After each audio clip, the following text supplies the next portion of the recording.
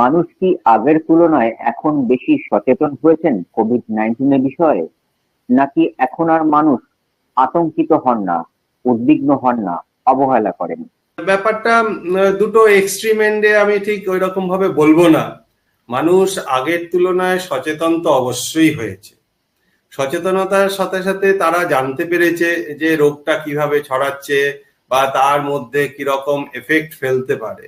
আবার এটাও বলবো না যে মানুষ সব সময় একদম নিয়ম মেনে চলছে বা একদমই নিয়ম মানছে না। মানুষের মধ্যে একটা দেখবেন যে কিছুটা সচেতনতা এসছে। আপনি বাইরে দেখবেন যে এখন কিছু কিছু মানুষ মাস্ক ব্যবহার করছে, তাতে আপনি বুঝতে পারবেন কিছু মানুষের মধ্যে সচেতনতা এসছে।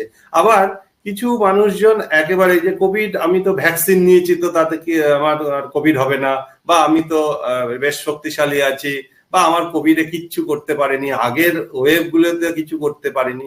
ব্যাপারটা এইরকমও নয়। আমার যখন যে ব্যক্তি অসুস্থ হচ্ছেন তাকে যথাযথ কেয়ার করা, তার যথাযথ পরিষেবা নেওয়া, যেভাবে ডাক্তারবাবু বলছেন তার নিয়ম কানুন গুলো সেটা মেনে চলা। আবারও তার রোগ হয়নি বলে হবে না এইরকমও বিষয় নয়।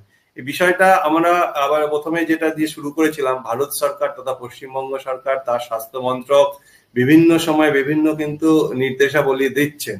এখনো কিন্তু আবারও তারা সতর্ক করেছেন সাধারণ মানুষকে যে অযথা ভিড় বা আপনার যদি শরীর খারাপ, সর্দি জ্বর এরকম মনে হয়, মাস্কের ব্যবহার করুন, ভিড় এড়িয়ে চলুন, এবং আপনার উপসর্গ যদি 2-3 দিনে না কমে ডাক্তারবাবুর শরণাপন্ন হন, চিকিৎসা কেন্দ্রে যান, যথোপযুক্ত চিকিৎসা করুন।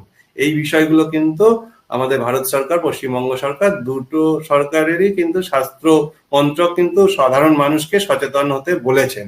আমরা যদি তাদের সঙ্গে তাল মিলিয়ে সচেতন হই, তাহলে কিন্তু আমাদের এই রোগটা নিয়ে কোনো ভয় আশা করি ভবিষ্যতে যেরকম আমরা আগে দেখেছিলাম সেরকম আর দেখতে পাবো না।